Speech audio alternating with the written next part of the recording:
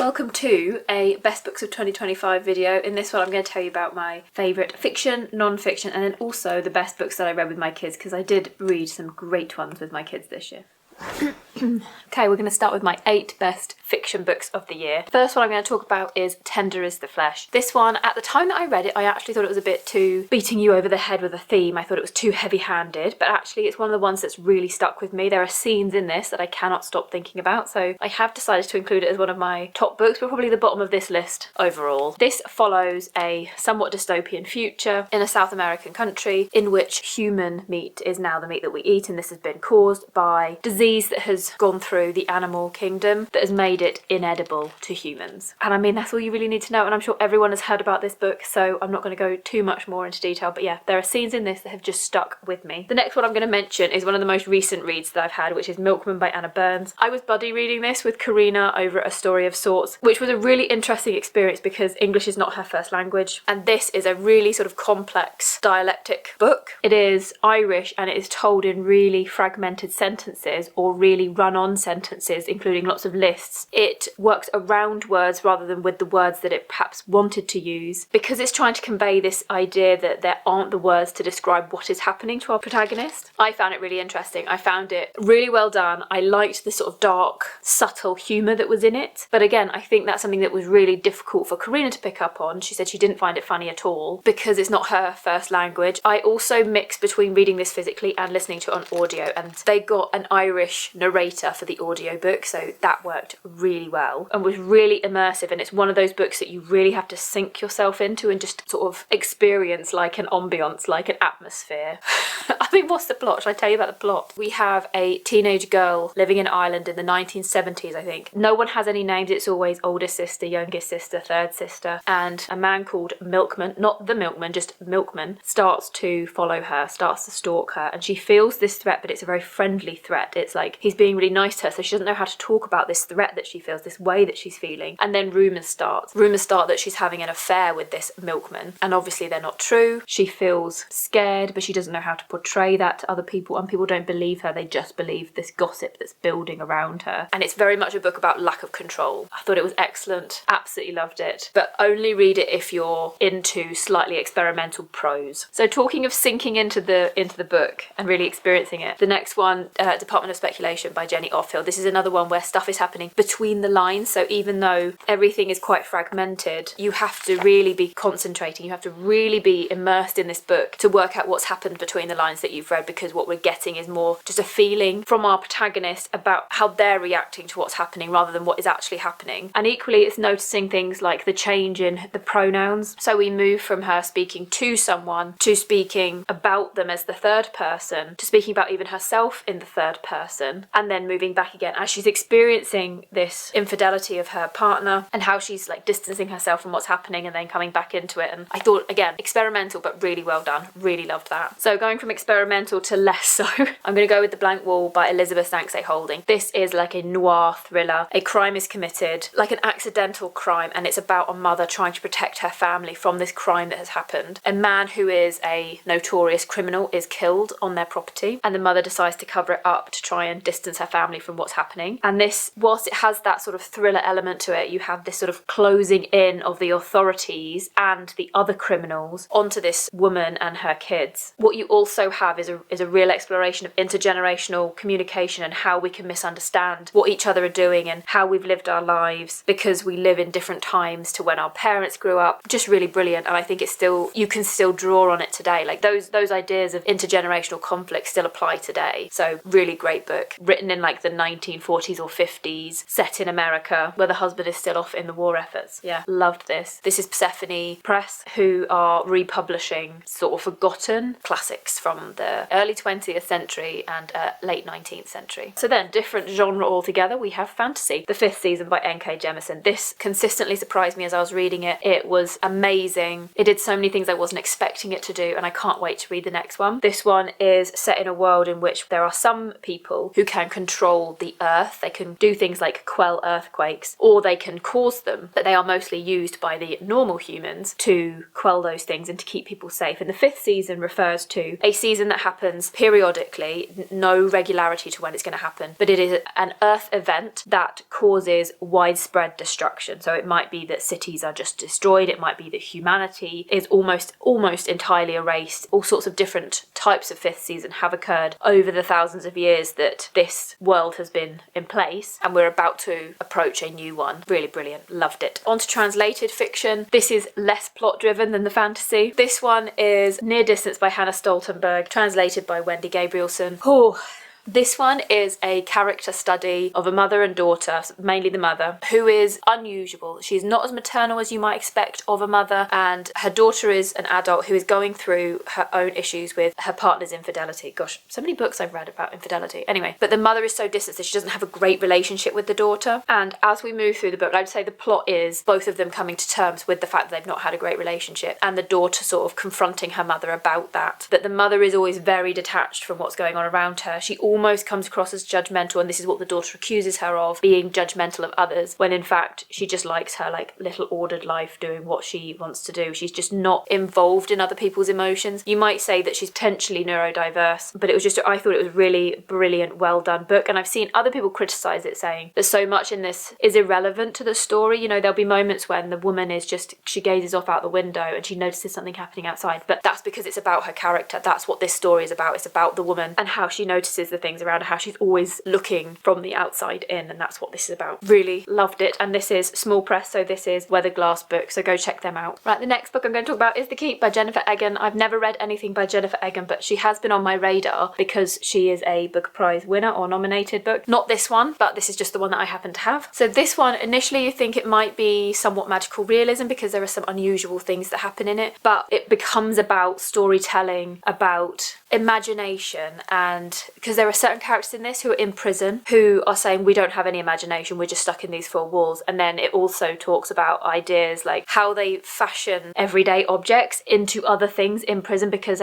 it's just out of necessity. The things that they want they have to make for themselves, and is that not an act of imagination? It doesn't expressly say that, but those are things that I drew out of it. So this is about creative writing and the power of the imagination to help us process what's happened to us. We have a story that's going on, as I say, that feels like it's magical realism, but you very quickly realise that it's a story being written by this prisoner in his creative writing class, and it's partly him processing what's happened to him. So as you're reading it, you're trying to figure out which character in his story is he, and it's not who you expect. Yeah, and I think that's what propels you through it, but it's really well done. I just really loved it, and I don't really know what else to say about it, just I really liked it. And then finally in the fiction one, we have Always Lived in the Castle by Shelley Jackson. I previously had only read her short stories, and whilst I loved some of those short stories, I didn't like the collection I read because they put too many in that felt so similar, and I was like, well, why not just make a shorter collection and have ones that cover different topics? But anyway, this one is brilliant. I love a short book. I think the fact that, look, of my favourite ones, and even Tender as the Flesh is not a long book, I love short fiction. Novellas are a brilliant method of storytelling. And in this one, we are following an 18-year-old who has a very childlike voice. It's like she's been sheltered. She is very creepy in how she tries to control everything. She does things like burying things in the garden for protection. It's very witchy, but the oppression that you feel in this comes from the outside society. I love the attention to detail, the fact that she's saying, oh, this is going to be a very sparkly day, and then we have little moments where she's noticing the sparkles of the light on a drip coming out of the tap.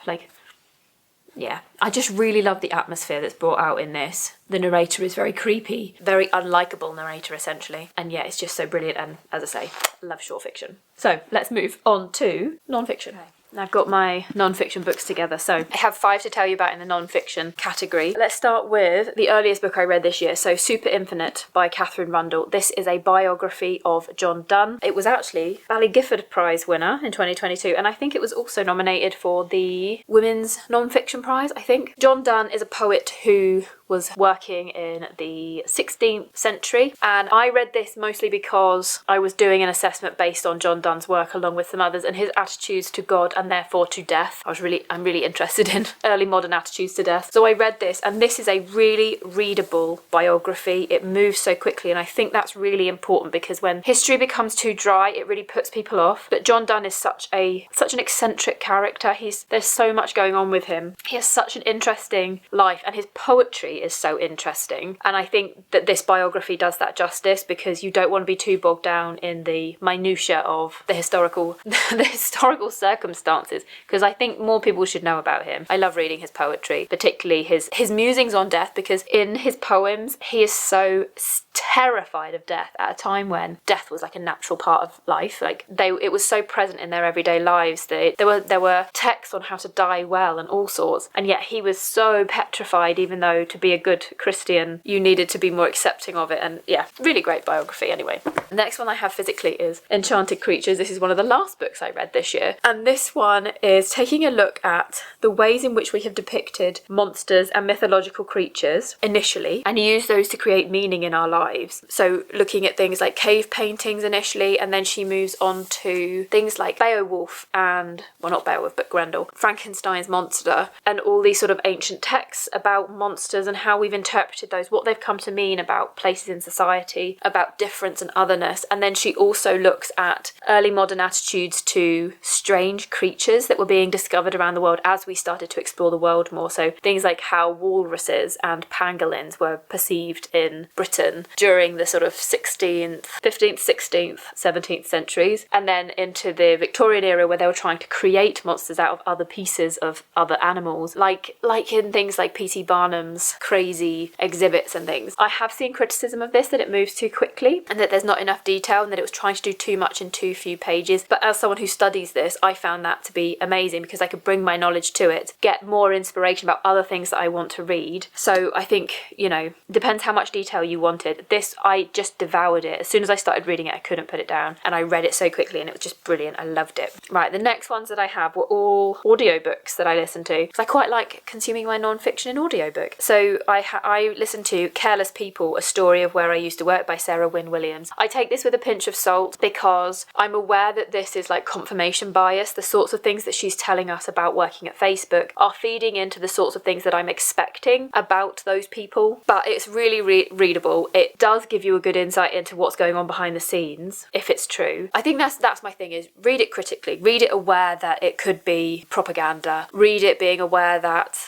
people like them could have crushed and silenced anything like that. I don't know. But it was really readable. It was really engaging, and I enjoyed reading it. So yeah, do with that what you will. The next one I'm going to mention is Range by David Epstein. What's its title? Why Generalists Triumph in a Specialised World. So I don't often read things that might be considered self-help, although there are times of the year when I just want to feel perhaps a bit better about myself, or I'm feeling inspired to do something. And I read this at a time when I was reading some self-help books and some psychology-based books, I think you'd call them, because that's what this is. And it's looking at people who do not focus on like one job or one skill set, who apply themselves in many different areas. But then if you are that person, which I am, I consider myself to be quite a generalist, how that can feel like you're directionless or aimless in life. I studied previously sciences and languages, then moved into finance, then I left and I worked in like the arts and culture sector doing events, and then I'm now doing a humanities subject at university. I'm doing literature and history. I feel like I'm a bit directionless, but I also feel like I'm just very interested in a lot of things, and I have a lot of curiosity. And so it was really nice to read this book and see some of the science behind how some of the best ways that we've developed products, or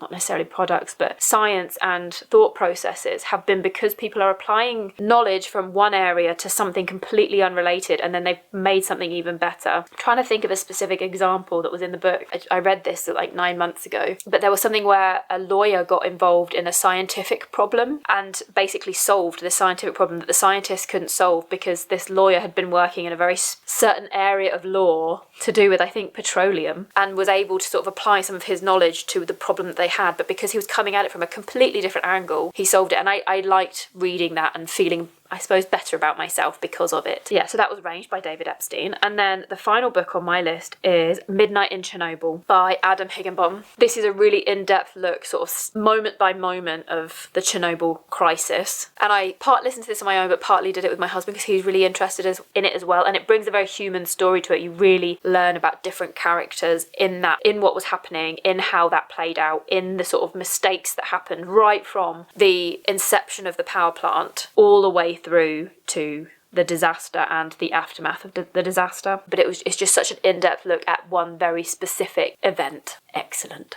So there's the non-fiction. My final category is children's fiction that I've read with my kids this year. And I know most adults aren't that interested in middle grade, but some of it is still relevant to us today. So I've got The Northern Lights and The Subtle Knife. We just haven't read the third one. In fact, we've been reading it from a borrowed copy from my friend, but my kids got the full collection of these beautiful illustrated editions for Christmas because we've enjoyed it so much. Like, it is just beautiful. But Philip Pullman was inspired by John Milton's Paradise Lost, which I have studied for university, and created this middle grade fantasy series all about the fall of man and Satan's descent into hell. And I have mixed feelings about this series. On the one hand, the themes, the symbols, the ideas, the imagination that's going on in this series is incredible. I think the story itself is phenomenal. As a parent trying to read this aloud to my children, I don't really like the writing.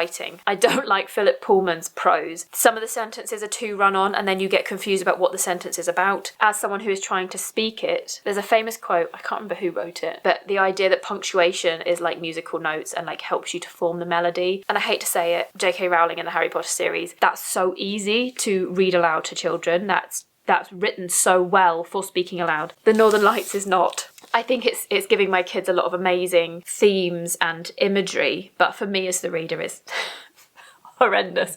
But I really like these books and I can't wait to finish the series this year with my kids. It's going to be one of the first books that we read together. We're reading a Christmassy one right now, which is lovely as well. But these two were two of my favourites from 2025. I've got two more to talk to you about, but one of them is The Ice Children by M.G. Leonard. M.G. Leonard's prose is so beautiful. I was a bit worried that this might be too slow and perhaps sombre for my children. They often like really funny books, but we like this together, and I do again like it when they have a nice lot of illustrations because I have children of different ages. It keeps them both engaged. But there was moments in this where I had to stop and reread sentences and sort of notice them with my kids because they were so beautiful, like the way that they sounded together, and it might be something that you wouldn't notice.